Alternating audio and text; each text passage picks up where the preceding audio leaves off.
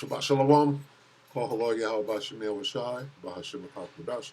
Double honors to the elder apostles and elder bishops of Great Millstone, even the elders that came before them that taught us its truth. Shabbat Shalom and salutations to all the brothers out pushing the word of truth and in sincerity of the hopeful elect tabernacle of David. My brother slash elder, Shabbat Shalom and salutations to you all. This is the World War III Daily Update. And let's get this real quick. 2nd Ezra 13 and 29. 13:29.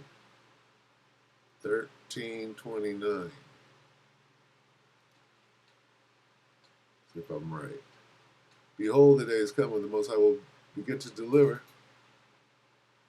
Behold, the days come when the Most High will begin to deliver them that are upon the earth, and he shall come to the astonishment of them that dwell upon the earth. That dwell on the earth, Salah. And one shall undertake to fight against another, one city against another, one place against another, one people against another, and one realm against another.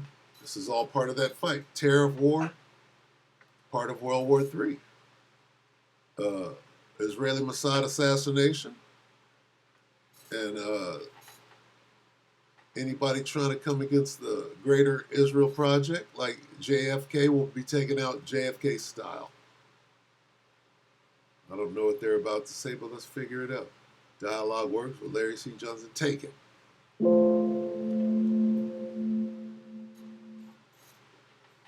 Hey everybody, today is Saturday, September 13th, 2025. Our friend Larry Johnson is back with us, but he's not in Florida. Where are you, Larry, right now?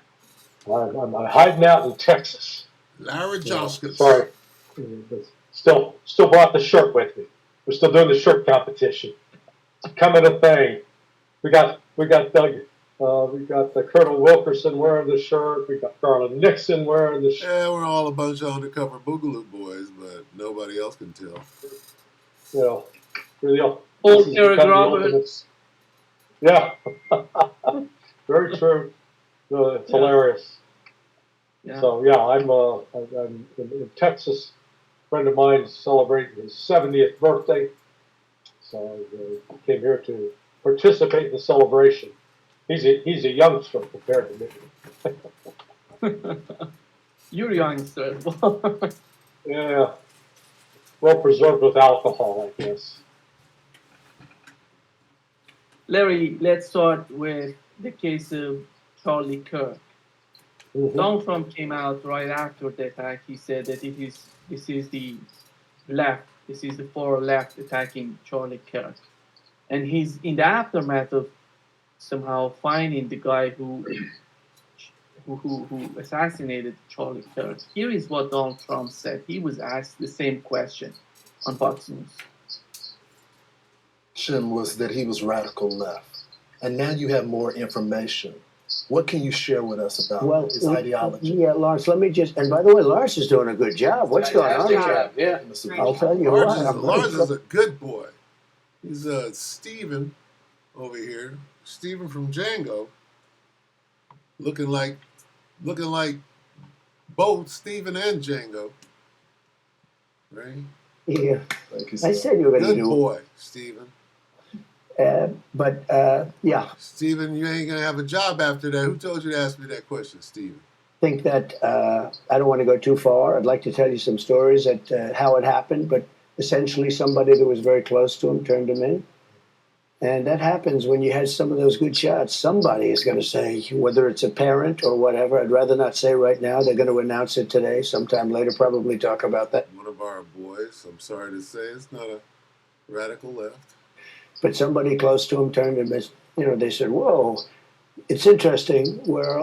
We had very good pictures, but not great, not perfect. And when you look at it, what happened is somebody, and this happens a lot. It happened with the crazy Boston. I think that's enough. He didn't answer the question that he was asked. He started bringing up names of Negroes. Quasi. Oh. Yeah. That's the answer. What's your understanding? The nigger did it. Quasi. That no. You mean the understanding of? Yeah, why does he need? Because if it was the radical left, he would lash them during the interview that we found him he's connected with the radical left. And we will be stringing him up publicly in front of everybody. This is the by his dreads. But he didn't go in that direction. It's something different. When that interview took place, his dad turned him in. There wasn't much we can do. The cat is out of the bag. We can't even spin it. Had the information that's now out there. It is one possibility. There's still going to be a lot of controversy surrounding this because people, claim, and I've watched the video of when Tyler Robinson's retreating from the scene. You don't see a big rifle in his hands. You do see something that's in a green towel that could be a rifle. But there are questions about, was he actually able to, if he didn't carry the rifle away from him, then where did he leave it? The news I just saw, before coming on air with you, that, here's a Mormon kid. And anybody knows anything about the Mormons, they're usually very conservative. But he was living with a transgender partner. And so this, the whole notion that this was part of an effort to silence Charlie Kirk because of his views, strong anti-transgender views, remains a viable hypothesis. But there's also those suggesting that it was because Charlie was praising his position vis-a-vis Israel. The Max Blumenthal and Anya Parampil, Max's wife, have put out a very interesting article to Grayson, in which they're quoting you somebody. You mean this one? Yes. That one of Charlie's close associates said that Kirk refused this Netanyahu funding offer and was frightened by the pro-Zionists. I think it's probably better called pro-Zionist as opposed to pro-Israel. And Charlie, there are some that go back and say, oh, well, he was just a diehard Zionist. He defended Israel over October 7th. He had made public comments suggesting that he bought into the lies about the beheading of babies by Hamas, which did not happen. But what we saw in July 13th, and it's a point I've made on other videos, that at the Turning Point Conference, he hosted a debate featuring Dave Smith, a Jewish comedian who is strongly anti-Zionist and a very stout critic of Israel and his current genocidal policies, against Josh Hammer, who is an ultra-Zionist journalist. I think he watched U.S. News and World Report and Newsweek, one of those. But Charlie did a pretty even-handed job of moderating it. It would have appeared that someone could say that he was favoring Israel in the debate. But the important thing is the audience reaction at that debate was very strongly supporting the position of Dave Smith.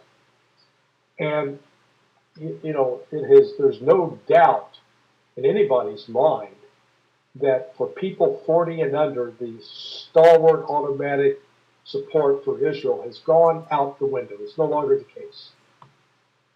And here's Charlie Kirk, to his credit, creating a remarkable political movement that is bringing in kids 21, 20, 18 years of age. Now, of course, not all of them. If you look at Tyler Robinson, who killed him, he didn't persuade him. I give, I'm not saying I was not a fanboy of Kirk by any stretch, but I did watch and admire his ability to engage people who have different points of view. He always did it without attacking the individual as a person, without using any kind of ad hominem attacks or slurs. Didn't call into question their mother's past sexual behavior. And this engaging through dialogue, he was genuine about it. And so that, and you know what? I think that's what made him such a threat. All right, I'm going to go ahead and end it right there. Charlie Kirk was out there on the battlefield, okay? And he became a casualty out there. Why? Because he's engaged in that war. He's on the battlefield out there, and you don't understand. Bullets go both ways. It's a two-way firing range out there. It does not just you shooting at targets. So when you're out there using inflammatory language, nowadays trans will rise up and kill you, or the Israeli Mossad don't like what you say, they put you down and blame it on somebody. Quick. Where was I going? I forgot. Look at this.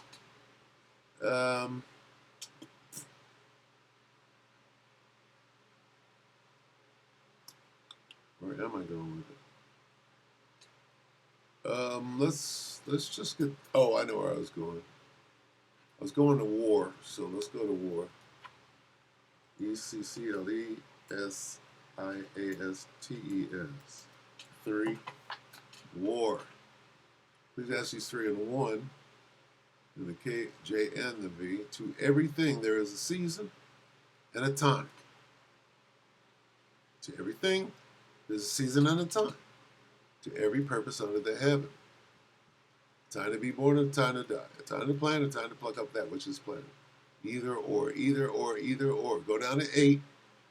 A time to love and a time to hate. A time, what time are we in now? Are we in the time of peace? No. Time of war and a time of peace. Everybody's in the time of war right now. So even in politics, right? Hell, and social media is at war, right? This is a war. Go lay down, Doug. Isaiah 19. Civil war. We're at the time of war. War everywhere. Choose your war. Isaiah 19:2, and I will set the Egyptians against the Egyptians, and they shall fight everyone against. We just saw that. And they shall fight. And one shall undertake to fight against another. One city against another, one place against another. You get a car, you get a car. And they shall fight everyone against his brother, everyone against his neighbor. You get a car, and you get a bazooka. You get an F-18. You get an F-35. So here we are. Okay? Everywhere, here or there, everywhere you look, a war. Here a war, there a war, everywhere a war. Right? Revelation 11:14. The last one. Second woe is past, and behold, the third woe, world war.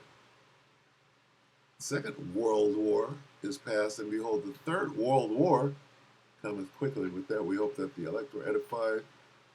Everything is a war, leading to the final war. Why? We're in the time of war, not in the time of peace. Shalom.